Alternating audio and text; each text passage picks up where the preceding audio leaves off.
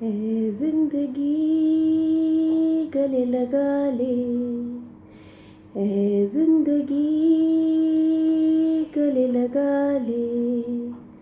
हमने भी तेरे हर एक हम को गले से लगाया है ना। जी हाँ, अगर यहाँ पे बात ज़िंदगी की हो रही है तब आप गम खुशी चाहे जिसको भी गले लगाना चाहें आप लगा सकते हैं।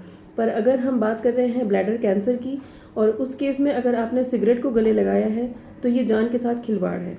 नमस्कार, मैं डॉक्टर सुबुही जाफ़र, आपकी cancer specialist apex hospital Varanasi से।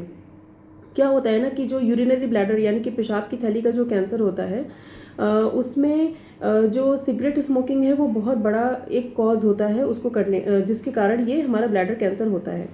अब क्या हुआ कि अगर आपकी डायग्नोसिस बन गई, हमने सारे टेस्ट कर लिए, एमआरआई सीटी जो भी हमें रिक्वायर्ड था, यूरिन का टेस्ट कर लिया, सब कुछ हमने कर लिया, हमें पता चल गया कि अभी आपको प्रॉब्लम है।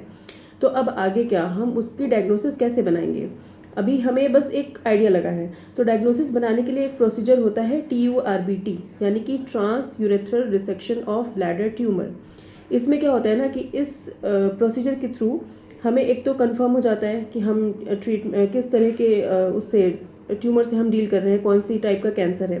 प्लस कई बार ये थेरेप्टिक भी होता है, मतलब अगर बहुत अर्ली स्टेज में है और हमने TURBT कर दिया तो कंप्लीट इसका एक ट्रीटमेंट भी कंप्लीट हो जाता है। उसके बाद हम इंट्रावेसिकल BCG देके उसे उसका ट्रीटमेंट हम कंप्लीट कर सकते हैं।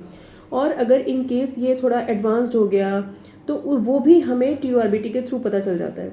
तो अगर आप आपको कोई भी प्रॉब्लम है जैसे ब्लैडर कैंसर की, जैसे कि हिमेचुरिया हो गया या पेन हो गया या किसी भी तरह का, अगर आपको ऐसे सिम्टम्स हैं जो मैंने लास्ट वीडियो में डिस्कस किया था, अगर वैसा कुछ भी है, आप अपने डॉक्टर के पास जाते हैं। पहले वो आपसे CT MRI जो कुछ भी उनको लगेगा उस केस में, उस पर्टिकुलर केस में जो ज़रूरी होगा वो कराया जाएगा।